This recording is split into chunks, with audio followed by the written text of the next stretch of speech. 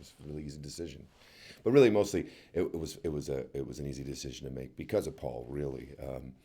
And it was funny because I had just seen Guardians of the Galaxy with my son, and I was so impressed with it, and I was so impressed with how funny it was. And at the same time, still had all the elements of the great characters in the Marvel Universe, but it had this sort of weird little edge to it that I really enjoyed. And I just thought, well, with Paul playing the role, they're probably going to go in that direction as well, because Paul's as funny as they get. And so I'm really proud to be part of it. I was really psyched to be in a movie that wasn't, in a superhero movie that wasn't just about flying and lifting things. And I think the idea of what they can do with the special effects with this character is really, it's kind of a really exciting thing. And of course, Michael Douglas playing the original Dr. Pym is just brilliant, and it's just a great cast. And I think anytime you get offered a movie, you look at all those elements. You look at what the story is, of course, and who's involved. And when you see people like Michael Douglas and Paul Rudd get involved, Evangeline, Corey Stoll, who I'm a big fan of back in New York, it was pretty easy to just throw my hat in the ring and say, yeah, I'm going to be in this. Yeah, so I play Jim Paxton, and he's a police officer with the San Francisco Police Department, and he is about to get married to Scott Lang's ex-wife, Paul Rudd's character's ex-wife.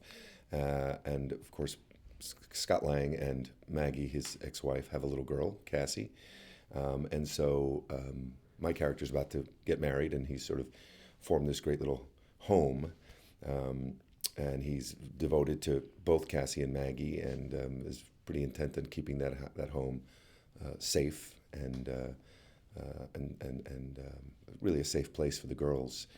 And when we pick up the story here, Scott's just gotten out of jail, where he's sort of been in and out of jail, and he shows back up. And it's important to Paxton that he sort of keep whatever nonsense he's involved with away from this family that he's trying to solidify. I was always looking forward to working with Judy Greer, and seriously, she's a very funny woman, and she's just one of those actresses that can take something that seems sort of very basic on the page and turn it into something really just quirky and unlike anything else that you would have expected to have seen when you read the scene. She's really talented and really just a creative actress, and so that's always fun to be able to get to work with.